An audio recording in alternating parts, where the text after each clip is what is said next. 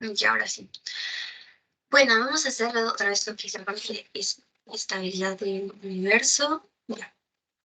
La estructura del átomo, ya sabemos que los átomos, pues la estructura del átomo, tenemos neutrones y protones, sabemos que ya sabemos que se van a unir estos quarks por gluones, ¿no? La desintegración beta, ya les expliqué un poco. Básicamente, pues se va a evidenciar la fuerza débil.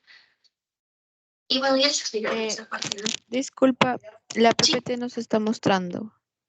Ay, ya, gracias por decirme. Pensaba que estaba compartiendo.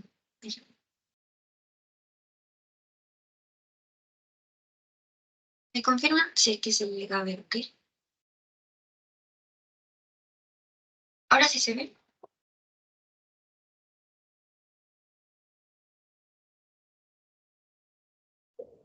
Sí logra ver. Sí. Entonces, ahora tenemos lo que es la estructura del átomo. Ya, en la estructura del átomo, vimos que teníamos neutrones y protones.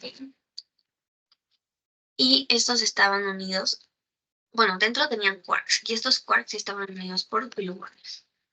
La desintegración beta en el núcleo atómico se evidencia la fuerza débil, y bueno, en ese caso estábamos usando el bosón W, ¿ya? El bosón W. Y bueno, siempre vamos a recordar que tienen un quark y un antiquark, eso nunca se olvide. Y aquí vemos que, por ejemplo, tenemos el antiquark y el quark en este gráfico de acá. Ahora pasamos a la historia. Disculpe, otra vez no se puede mostrar su pantalla. No lo logramos ver. ¿No se está presentando? No, no se logra ver el detector. Ay, Se ha dejado de presentar. ahora sí. Ahora sí se logra. Sí, ahora sí. Ay, ya. Así que pensaba que debía compartir. Ya. Bueno, sigamos. Bueno, ya les dije un poco sobre la historia. Que bueno, tenemos Lewis, Pauling, Mulliken y Hunt. Tenemos Lewis, siento que es la más importante, como les mencionaba, porque nos va a hablar un poco sobre lo que es la regla del octeto. Un poco sobre lo que es la regla del octeto, que básicamente va a buscar y va a explicarnos un poco más sobre lo que es la estabilidad. En este caso les puse el ejemplo del carbono, que aquí con sus respectivas estructuras de Lewis están formando enlaces covalentes y al final están logrando alcanzar lo que es la estabilidad mediante estos enlaces, ¿no? Y bueno, Pauling nos dice sobre el solapamiento de orbitales electrónicos que permiten la fusión, no la fusión más, digamos la fusión de sus nubes electrónicas, o sea, cuando se juntan. Y en Molekin Friedrich nos habla más sobre orbitales moleculares. Y justamente vamos a hablar un poco más adelante porque tenemos algo que es una teoría que es la de los orbitales moleculares. Ahora tenemos a la hibridación, que ya les dije que es una propiedad o característica muy importante de repente. Sobre todo la vamos a ver en la parte de la química orgánica porque es una característica que tiene el carbono. Y bueno, esta es ¿qué va a pasar en la hibridación? Simplemente va a ocurrir una fusión de dos orbitales atómicos. Y estas son las formas de los orbitales, ¿no? Por ejemplo, la S tiene un orbital, con esta forma de orbital, que es más o menos eso, una esférica. La P una lobular de 2, pero los orbitales tienen ya también, son parecidos a las P, pero que son 4. Esos orbitales F, ¿no? Si mezclamos estos, o sea, si las fusionamos, al final nos van a dar orbitales híbridos. Y bueno, les decía que esta tablita menciona más, digamos, los tres más importantes, porque como logran ver acá, tenemos a uno que es el tetraédrico. Y el tetraédrico nos va a explicar un poco más sobre la hibridación dentro de lo que es el carbono, como ven acá. Porque el carbono puede llegar a formar cuatro tipos o sea, cuatro enlaces únicamente.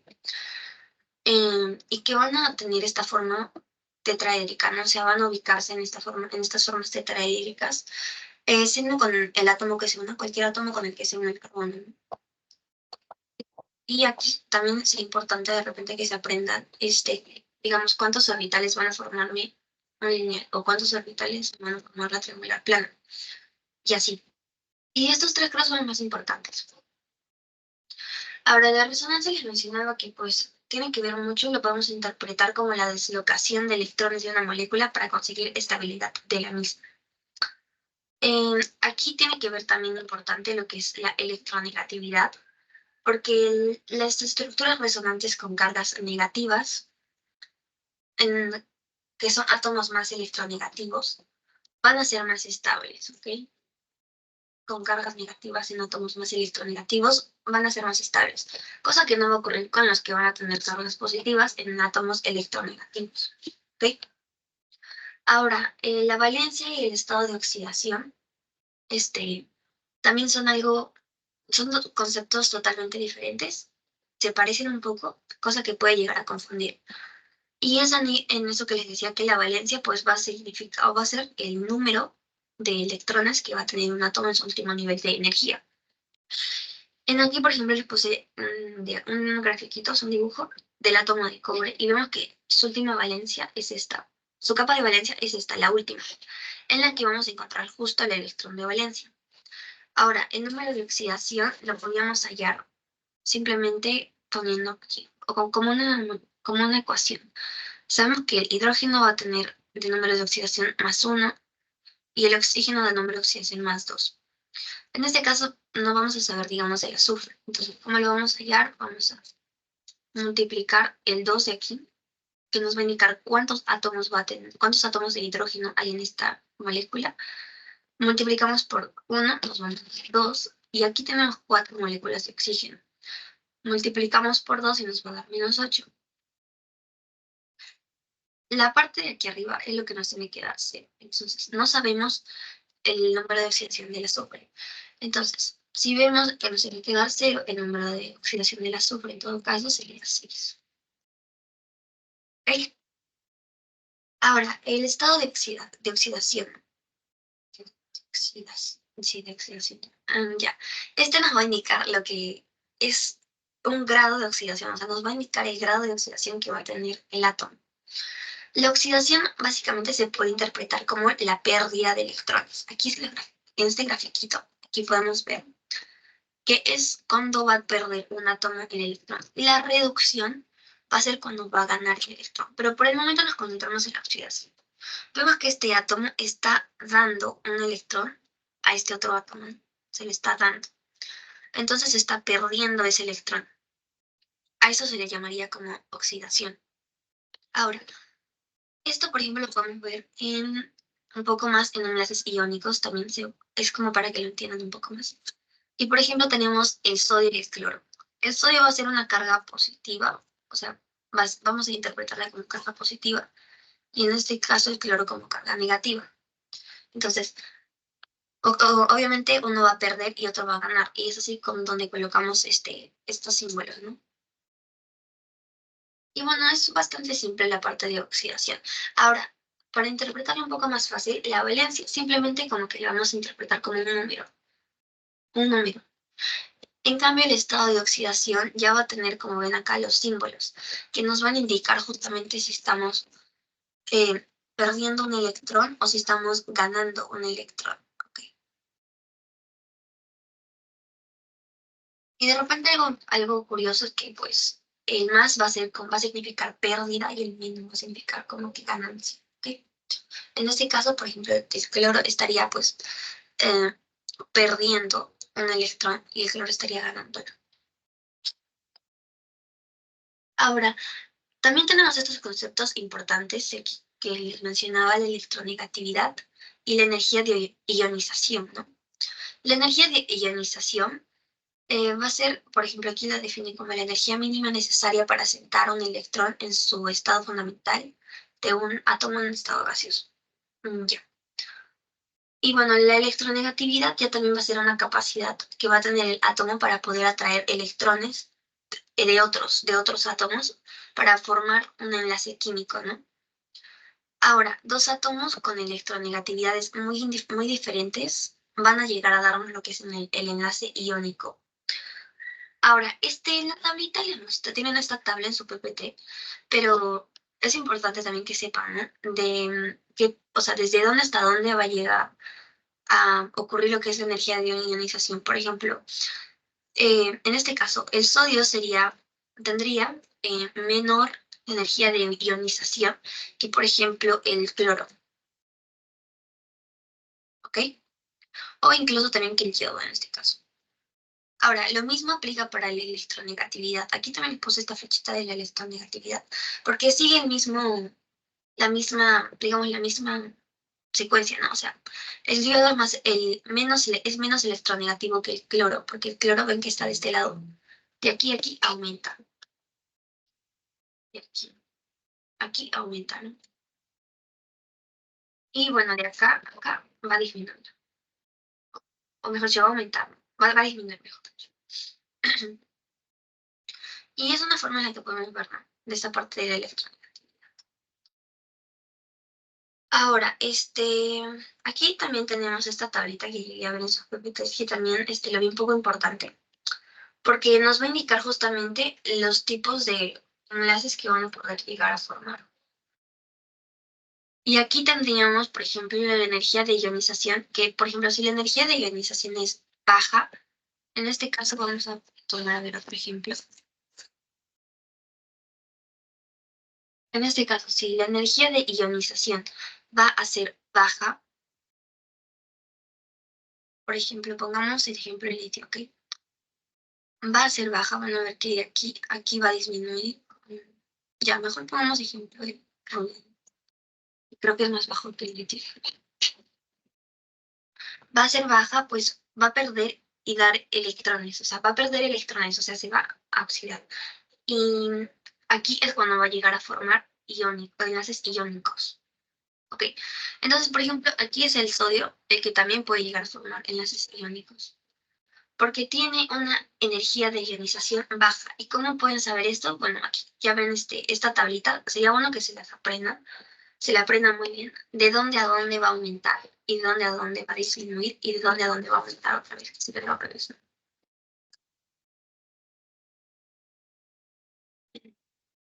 Ahora, tenemos a la energía de ionización, por ejemplo, elevada, que va a llegar a compartir electrones covalentes. Y la muy elevada ya también va a llegar a ganar electrones y dar iones. Y esto también va a ser enlaces iónicos, ¿no? El covalente se entiende siempre como que va a compartir también. Ahora, la electronegatividad es también como lo mencionaban, acá va a tener que ver más que todo con la capacidad de ciertos átomos para atraer esos electrones. O sea, también tiene que ver con lo que es los enlaces químicos. Y vamos a ver un poco más adelante el principio de Pauling, que justamente nos va a hablar sobre esto. Ahora, lo que les mencionaba sobre la teoría de orbitales moleculares. Bueno, va a explicar la estructura y la geometría de muchos sólidos inorgánicos. Es por eso que también de repente es importante que lo entendamos bien. Ahora, cuando dos núcleos implicados en un enlace, así como vamos a entenderlos, dos núcleos van a estar implicados en un enlace, se van a ubicar a una distancia, digamos, igual, equilibrada. Los electrones no se van a, digamos, no se van a colocar en los orbitales que ya conocíamos, o sea, los orbitales atómicos. Se van a ubicar en lo que van a ser orbitales moleculares. Y aquí es este dibujito que les pongo, que está en su PPT también, la superposición de orbitales S. Vemos aquí que tenemos orbitales S, ¿no? Esféricos, como lo habíamos visto. Y la superposición o el solapamiento también, vamos a ver que nos van a formar este orbital molecular. Esto no es igual que la hibridación, ojo, o sea, no es igual. Es diferente, no hay que confundir. Y bueno, tenemos aquí, por ejemplo, ya también un orbital SP, aquí, y vemos cómo se está solapando, se está ocurriendo el solapamiento. Al igual que en este caso, ¿no? Con los orbitales PIP. Y así, ahora vamos a entender como un orbital molecular a una región del espacio que va a contener una densidad electrónica definida por funciones matemáticas y que va a describir un comportamiento volatorio. Ya. Eso se define como orbitales.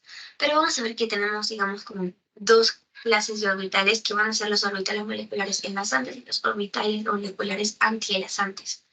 Los enlazantes van a tener una energía mucho menor que el orbital de partida y los antienlazantes van a tener una energía mayor al orbital de partida.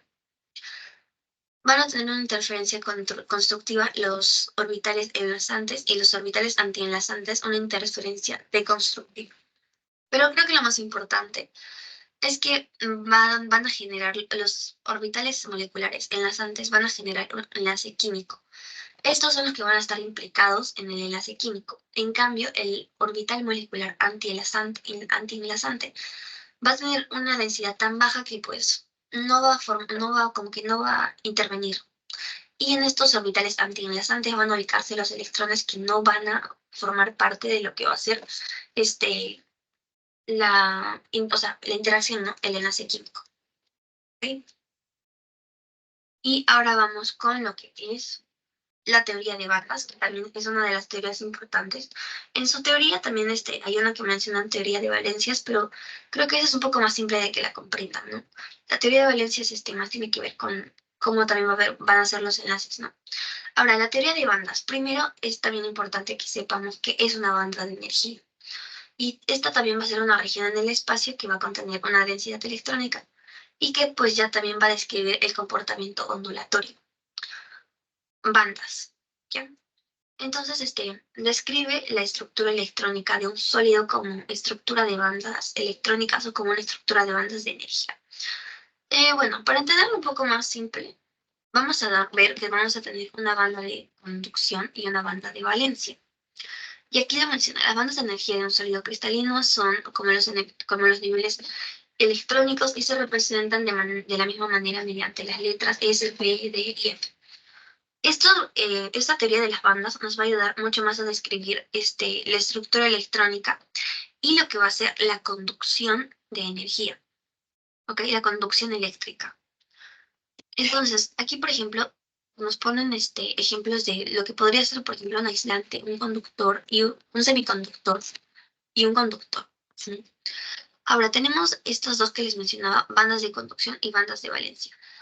Y, por ejemplo, un aislante va a ser cuando las bandas de conducción y de valencia van a estar mucho más alejadas. O sea, si están más juntas, va a llegar a ser un buen conductor. Y si están más alejadas, va a llegar a ser un aislante. Y bueno, va a ser un semiconductor cuando la banda de conducción y de valencia van a estar relativamente a la misma distancia, ¿no? Y ya vimos que se van a representar con estas letras, también los niveles electrónicos. No va a cambiar mucho, casi igual que los orbitales. Y ahora, como les mencionaba, tenemos bandas de valencia y bandas de conducción. Aquí también podemos ver, bueno, ya en este gráfico vemos como ya van separándose, es decir, de lo que están separadas se van juntando mucho más hasta que llegan a ser un conductor, ¿no? Semiconductor, no se olviden cuando tienen una distancia, digamos, equilibrada, ¿no? Igual. Y el aislante, cuando ya es una distancia bastante grande, están bastante alejados las dos bandas. Y el conductor, cuando incluso ya están hasta muy juntas, si se dan cuenta, ¿no? Muy juntas. Y ahí es cuando vamos a poder decir que digamos, este enlace va a poder conducir metal, o sea, va a poder conducir energía, mejor dicho. Va a ser un conductor. Ahora sí entramos a lo que son los enlaces. Tenemos varios tipos de enlaces, ¿no? Pero primero vamos a dividirlos a estos también dentro de lo que son enlaces atómicos y enlaces moleculares. Los enlaces interatómicos van a dividirse entre covalentes, iónicos y metálicos. Estos son los tres, ¿no? En cambio, ahora tenemos lo que son las intermoleculares, que ya también van a ser entre moléculas como tal. O sea, por ejemplo, entre moléculas de agua. Estos serían los intermoleculares. Y los interatómicos serían pues entre átomos. Por ejemplo, un oxígeno con otro oxígeno. Y ya. Ahora tenemos aquí, por ejemplo, un dibujito donde nos explican los enlaces iónicos, covalentes y metálicos. Los covalentes les explicaba ya más adelante que es como compartir. ¿Ok? El enlace iónico va a ser el que va a dar, por decirlo así, y el enlace metálico ya es como, o sea, igual, ¿no? Va a dar, o sea, va a compartir, pero metálicos se van a dar de repente cuenta más de que son con los que son de parte de los grupos de los no metales.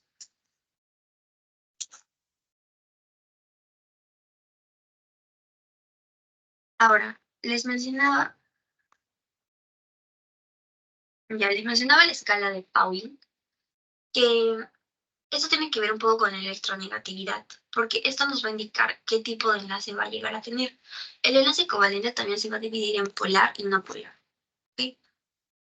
Y, por ejemplo, si tenemos en una medición de la escala de Pauling, si tenemos un átomo que va a tener una electronegatividad entre 0.0 a 0.4, nos va a poder llegar a dar un enlace polar, a polar. Y si tenemos entre este rango ya también, de 0.4 a 1.7, nos va a dar un enlace covalente. Y el iónico, pues su escala de mediciones es de 1.8 en adelante. O sea, dependiendo de la electronegatividad que tenga, va a poder formar cierto enlace, ¿no? Ahora vamos primero con el enlace covalente. Este va a compartir electrones, como ya les mencionaba antes, va a compartir, ¿no?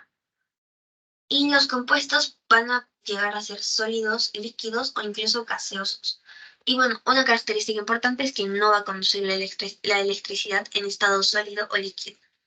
Y en general nunca va a llegar, digamos, a conducir electricidad, ¿no? O sea, no va a tener esta propiedad de la conducción de electricidad. Aquí tenemos unos ejemplos que les puse, por ejemplo, el cloro y el oxígeno molecular. Van a escuchar eso de oxígeno molecular de repente porque van a ver esta formulita. Se le dice molecular, oxígeno molecular, cuando va a tener O y 2, porque tiene dos átomos de oxígeno, ¿no? De lo mismo. Y bueno, en sus prácticas también mencionarán algunas formas de repente en las que podemos encontrar este enlace covalente que van a ser aquí el diamante, como pueden verlo aquí. Diamante. Y por último el grafito, que a su vez también van a ser, digamos, formas electrópicas de lo que va a ser el carbón, que también lo vamos a ver de repente si tocamos química orgánica. Y bueno, les decía que son enlaces covalentes, cosa que en el carbono, como les dije que estos son dos formas electrópicas del carbono, entonces en el carbono también va a ser característico este enlace covalente, ¿no? En la química orgánica sobre todo. Ahora tenemos dos más, que va a ser el enlace metálico y el enlace iónico. El enlace metálico va a compartir electrones también, como les decía, pero la característica más importante que puede llegar a tener es esta, la conducción de la electricidad. Y bueno, también va a formar redes cristalinas, pero más importante es la conducción de electricidad. Y les dije que normalmente está entre metales. Y por eso aquí, por ejemplo, podemos ver el aluminio. Ahora tenemos al enlace iónico, que se va a caracterizar por transferir electrones. Creo que eso sería también una característica muy, muy importante. Y bueno, van a interferir en este enlace, o sea, van a interactuar en este enlace iones con cargas opuestas. O sea, como polos opuestos se atraen. Eso también es otra característica muy importante. Y bueno, los compuestos van a ser sólidos y también van a llegar a conducir electricidad, pero es más característica del enlace metálico. Y aquí tenemos, por ejemplo, en esta imagencita, un átomo de sodio y un átomo de cloro. El átomo de sodio van a ver que está perdiendo, o sea, se lo va a dar al cloro, ¿ok? Y eso también lo veíamos un poco en la parte de oxidación. Y esto nos va a dar lo que es el cloruro de sodio, ion de cloro. Para que sepan también un poco, los iones también como que son dos, también hay como que dos tipos que van a ser los cationes y los aniones. Bueno, cation y anión.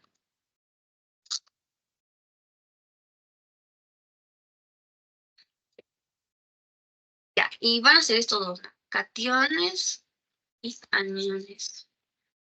Los cationes van a ser como positivos y los aniones van a ser negativos. Algo así lo podemos identificar. Y para que se recuerden, ven que el cation tiene una T, ya como un más. Entonces, para que se acuerden y para que lo sepan también, ¿no? Entonces, el ion de sodio vemos que es un cation y el ion de cloro vemos que es un anión.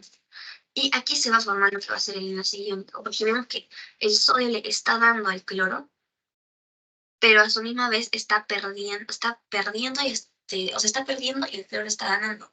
Entonces vemos que esto también a su misma vez está representando con estos símbolos, ¿no? El más y el menos. Ahora, aquí también les puse como que digamos, más detallado cómo va a llegar a ocurrir este enlace iónico, que primero va a ocurrir la transferencia del electrón, luego va a ocurrir la atracción, y por último ya en el enlace iónico como tal, donde ya los átomos van a tener este enlace. Ahora, esta tablita también está súper pequeña. Y creo que es importante también que como que ya algunas cositas se las sepan, porque aquí nos mencionan ya las características. Por ejemplo, un enlace iónico se va a formar, como les mencionaba, bueno, aquí les mencionan, ¿no? El metálico, sobre todo, que ya les había mencionado. Ya, pero el iónico, por ejemplo, se va a formar con un metal y un no metal en este caso. El metal, por ejemplo, aquí es el sodio y el no metal es el cloro. En no covalentes, por ejemplo, un no metal más un no metal. Por ejemplo, en este caso tenemos estos dos no metales, el hidrógeno y el hidrógeno. Y el metálico, que es, o sea, metal más metal. Aquí, por ejemplo, el cobre, dos cobres. Ahora, va a ocurrir, por ejemplo, el iónico cuando va a haber una transferencia de electrones. El covalente va a ocurrir cuando va a haber una compartición o también, por ejemplo, compartición o también lo podemos entender como compartir, no, compartición. Ahora, el metálico va a ocurrir cuando hay una compartición de electrones en todos los átomos de metales. O sea, también es compartición, pero es más de los que son metales con metales, ¿no? O sea, metales con metales, metal más metal. Ahora, la temperatura del ambiente.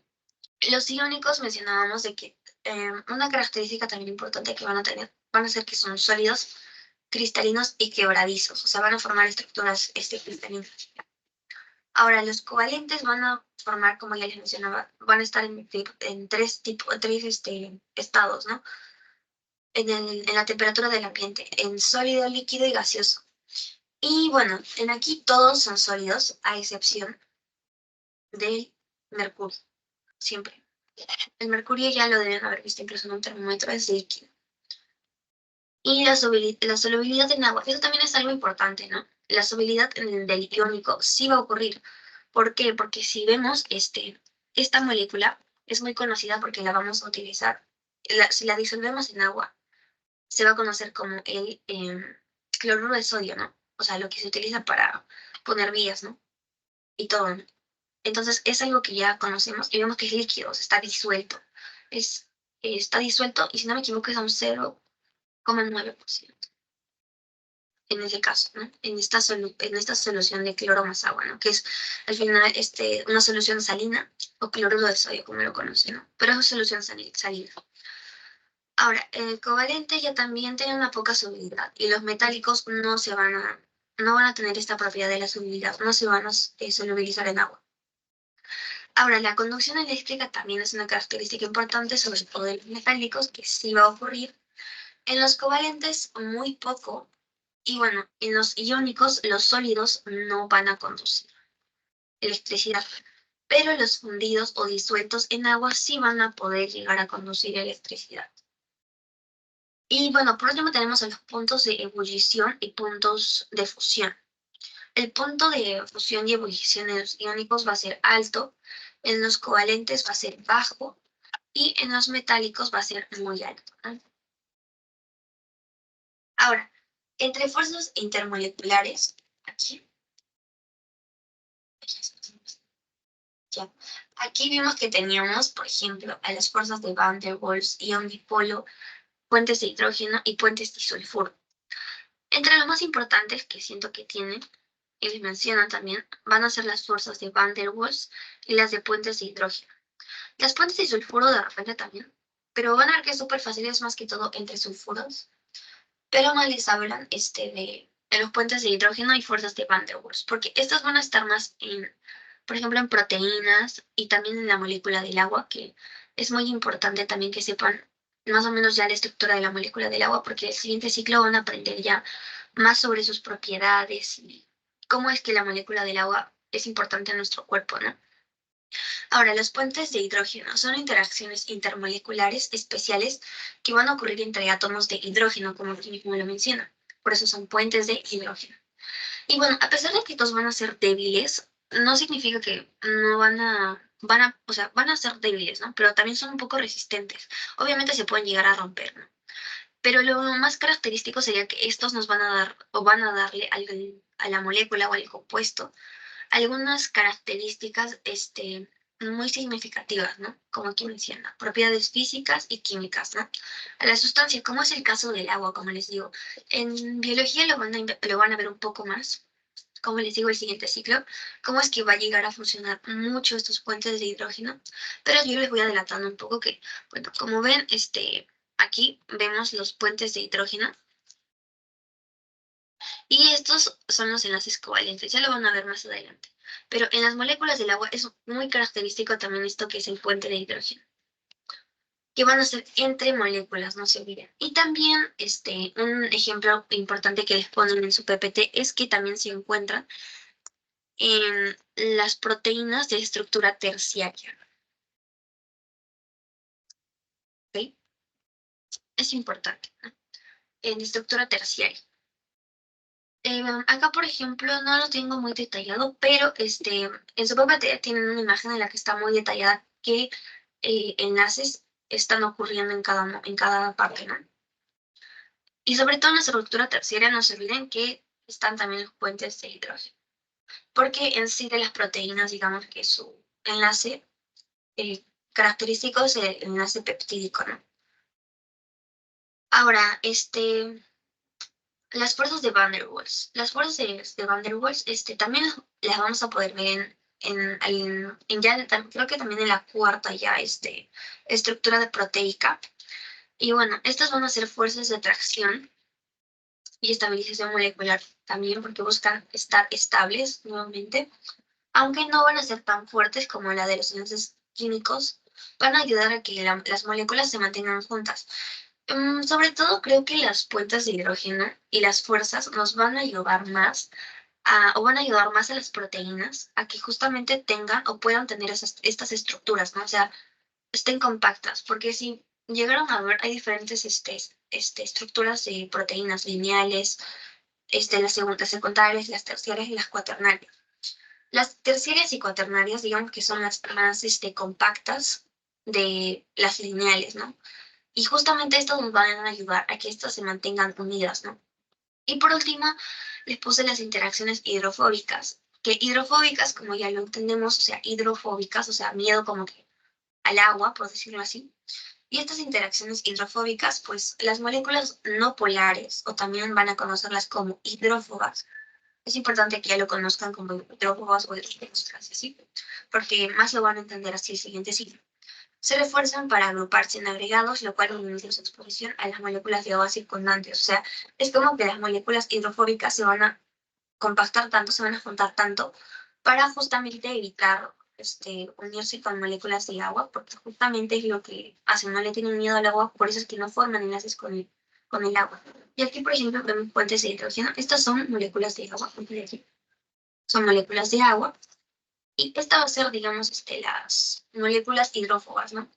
Y bueno, estas interacciones hidrofóbicas me las vamos a ver mucho en lo que va a ser la membrana celular.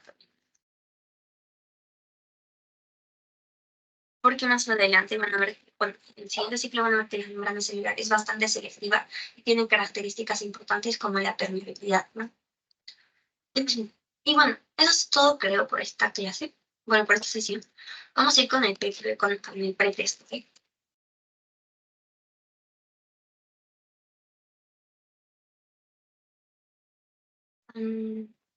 Les voy a compartir.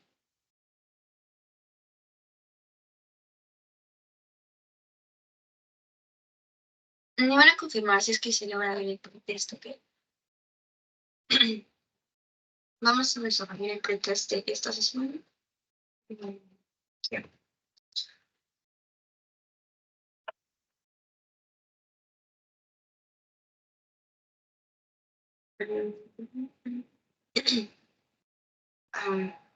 Sí, ya. Este es el segundo pretest. El título debería cambiarlo, no sé por qué sigue con ciencias de la naturaleza, pero ya.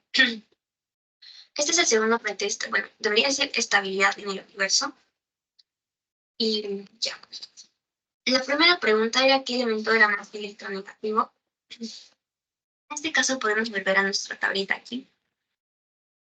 Y bueno, aquí tenemos de ejemplos a los que son F, o sea, flúor, berilio, hidrógeno y el sodio, ¿no?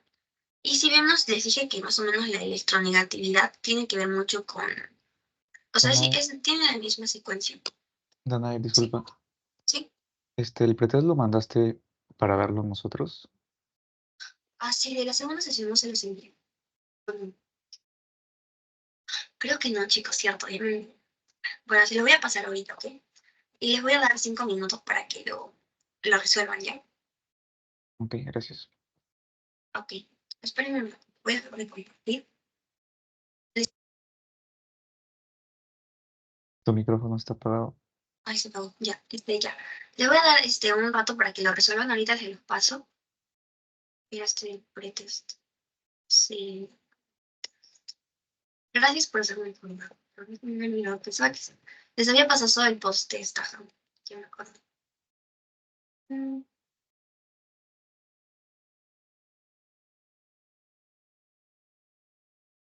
Me van a confirmar si es que se les va si es que van a poder resolver. ¿Sí? Ya se los envié al grupo. Ese es el pretest de la segunda sesión.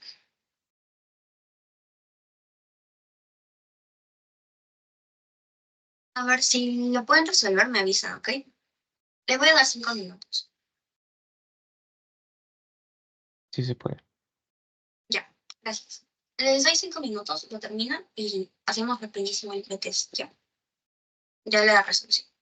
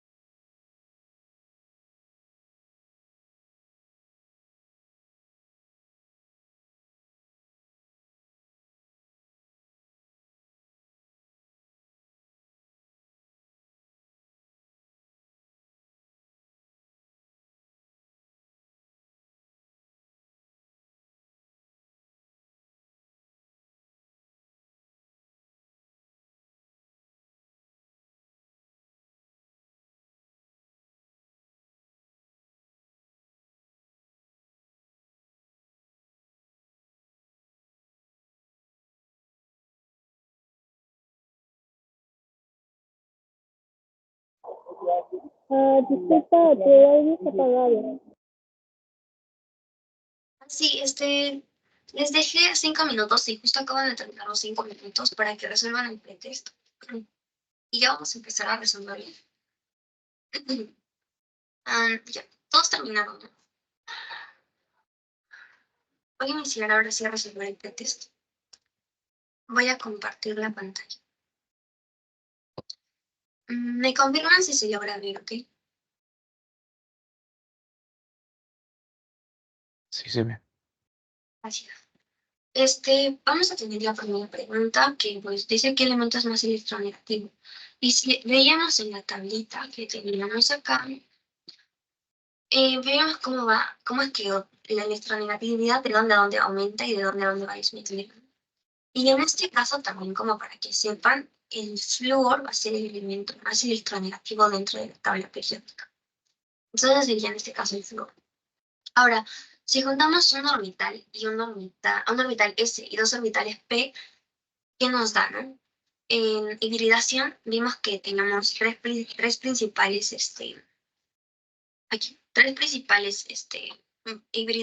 orbitales híbridos, ¿no? Aquí teníamos los orbitales lineales, triangular plana y la tetraédrica, ¿no? Y vemos que la triangular plana está formada por un orbital S, o sea, un esférico, y dos orbitales P. Entonces, en este caso sería la triangular plana. La lineal, no se olviden que es o simplemente por uno S y uno P, y la tetraédrica por uno S y los demás P, 3P, ¿no? Ahora, si un átomo tiene el 0.3 de electronegatividad, puede formar, según el principio de Pauling, como lo llegamos a ver en esta parte de aquí, va a llegarse a formar enlaces covalentes polares y apolares, y también un enlace iónico. En este caso solamente le puse qué tipo de enlace, ¿no? O sea, si va a ser un enlace iónico, no, porque tendría que tener más de 1.8. Un enlace metálico tampoco, porque pues dentro de esto no la mencionan en el principio de Pauling. Y bueno, fuerzas de Van der Waals son fuerzas intermoleculares, no interatómicas, ¿ok? Y el enlace covalente sí es una fuerza interatómica, además de que pues dentro de ese rango del 0.0 hasta el 0.4 es que va a estar esta escala, ¿no? Puede ser apolar o polar, pero en sí es un enlace covalente, lo que es en este caso, en esta pregunta, ¿no? Aquí. Ahora, tenemos en este caso, dice que el número de oxidación tiene el hidrógeno, ¿no? Yo les mencioné que el hidrógeno tenía en dos casos podía cambiar de estado de número de oxidación. Quisiera que se aprendan bien que el hidrógeno va a tener números de oxidación +1 y -1. Y el oxígeno va a llegar a tener también -2 en la mayoría de sus casos, pero también les dije que en algunos casos llegaba a tener -1, que sería en el caso del peróxido. Pero más siempre van a utilizar en el caso del hidrógeno el +1 y en el caso del oxígeno el -2. Pero en este caso estamos teniendo aquí un hidruro, ¿ya? El hidruro de litio. Entonces, en este caso, solo en este caso, y bueno, en otros casos más en los que sean hidruros, vamos a tener que el hidrógeno va a tener el número de oxidación -1, no +1 como siempre lo tiene, ¿ok? -1.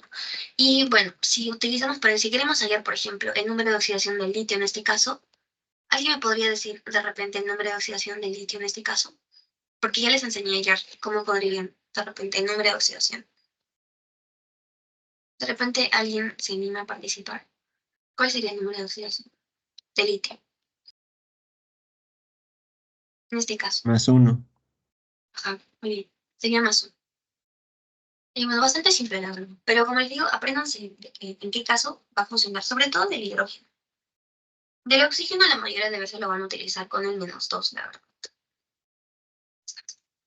Y por última pregunta teníamos, no es una característica del enlace metálico. Transfieren electrones, comparten electrones, conducen electricidad y forman paneles cristalinas. Esas son las opciones, ¿no? No es una característica del enlace metálico. Bueno, el que comparten electrones sí lo es, porque les dije que en eso se parece un poco al enlace covalente. Pero más que todo es metálico porque van a ser entre metales, ¿no? Y creo que en esta respuesta sería que transfiere electrones, porque esa sería la característica del enlace. ¿Alguien puede decirme de qué enlace sería la característica? De los enlaces iónicos. De los Iónicos. enlaces iónicos. Sí, muy bien. Sería la característica, digamos, principal de los enlaces iónicos. Ahora, los enlaces iónicos, si recordamos, pierden y ganan, ¿no es cierto? Entonces, si uno pierde y el otro gana, ¿qué proceso, digamos, estaría ocurriendo ahí? Si uno pierde y otro gana. ¿Alguien me puede decir? Redox. Sí, redox, tiene que ver con eso.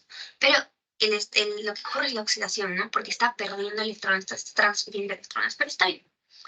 Ahora, bueno, comparten electrones, no se olviden en el enlace metálico y en el covalente también. Pero en el metálico, ¿qué lo diferencia? El que son metales o metales. Ahora, importante que conduce la electricidad. No se olviden también que tenemos la teoría de bandas, que para ayudarnos a explicar justamente mucho mejor esta parte que es de los enlaces metálicos, ¿no? Y sobre todo, la conducción de electricidad, cómo es que va a llegar a ocurrir esta conducción. Entonces, si yo les digo que las bandas, en este caso, están separadas, ¿qué sería? ¿Un aislante, un semiconductor o un conductor? Un aislante. Ajá, muy bien. Un aislante. Ahora, a forma real cristalina, bueno, también lo vimos, creo que una pequeña característica, una de esas, pero también recordar que los enlaces iónicos también van a formar estructuras un poco más sólidas, ¿no? Pero más en redes, por decirlo así, en redes.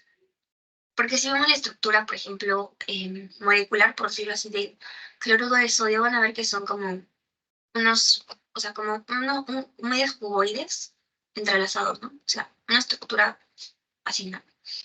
Y bueno, creo que esos serían todos. No sé si alguien tiene alguna pregunta o alguna duda que no le haya quedado totalmente clara. Me la puede decir ahorita y resolvemos la duda.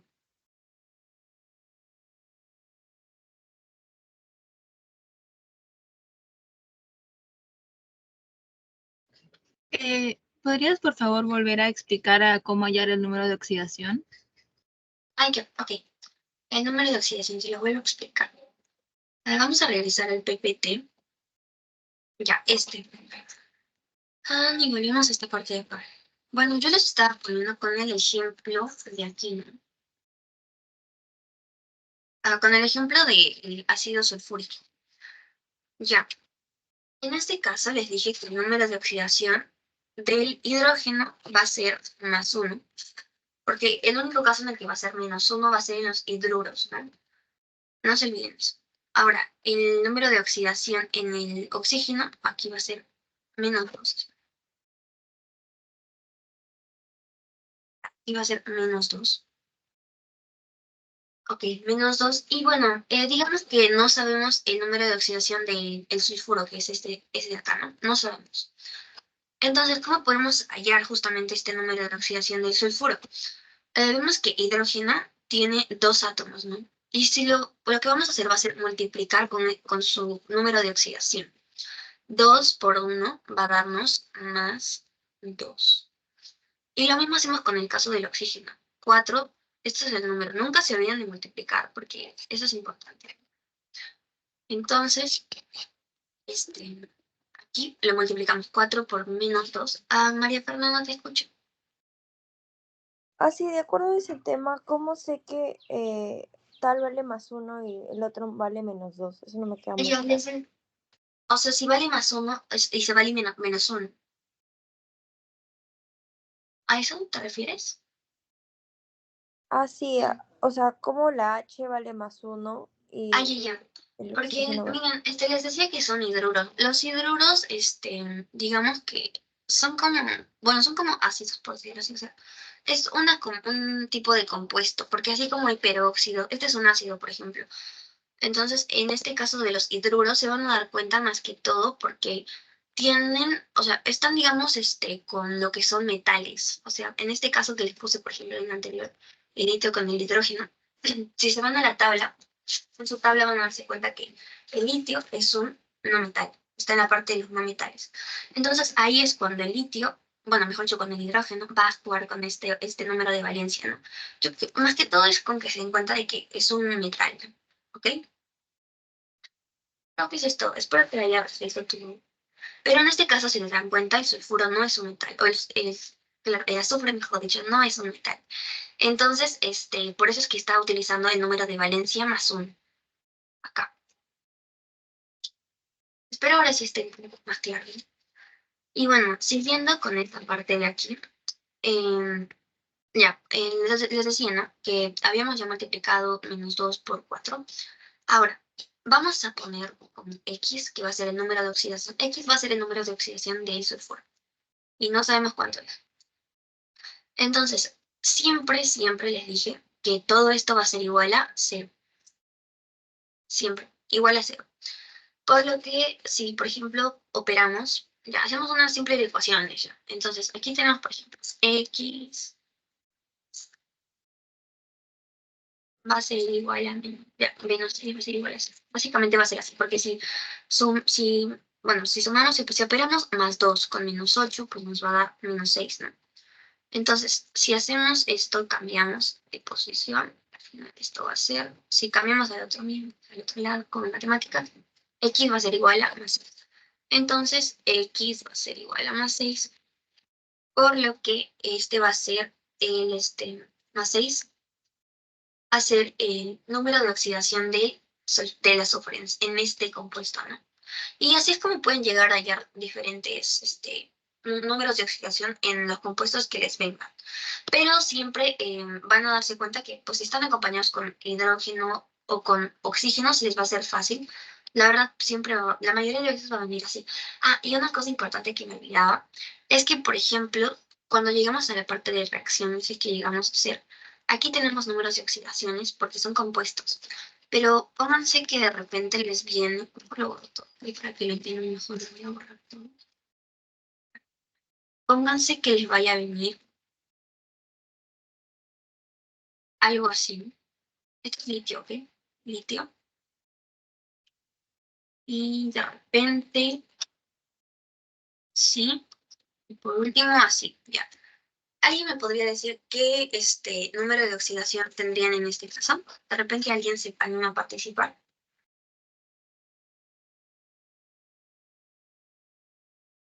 0. Sí. En este caso sería 0. En este caso va a ser 0. ¿Ok? Cada vez que vayan a ver un átomo, digamos, solito, como en el caso del carbono, va a ser 0. Si van a ver un átomo que tenga, digamos así, 3, pero el átomo únicamente solito también, pero en este caso con un subíndice de 2 o de 3, siempre va a ser 0, el número de oxidación, ¿ok? El único donde vamos a ver diferentes números de oxidación va a ser en compuestos, como en este caso de aquí. Ya, bueno, aquí vamos a poner aquí. 6, ya. Ahora, el número de oxidación sería eso. Vamos a ver que, por ejemplo, el número de oxidación otro número de oxidación del azufre también es el más 4. Pero tenemos que saber con qué número de oxidación está actuando justamente en este compuesto. Y en este compuesto está actuando con el más 6, ¿no? Y también es importante, o sea, también creo que eso les va a ayudar, justamente esta forma de hallar, les va a ayudar a saber con qué número de oxidación está funcionando, está participando este compuesto, ¿no? O este átomo. Ya, espero que al menos haya estado claro. No sé si llegué a resolver tu duda. Creo que eres María Fernanda.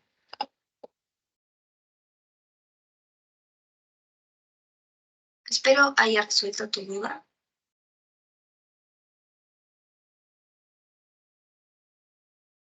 Bueno, ¿está alguien más tiene alguna duda? ¿O todo está claro? ¿Pueden ponerme los emojis, los likecitos? Para saber que todos están de acuerdo.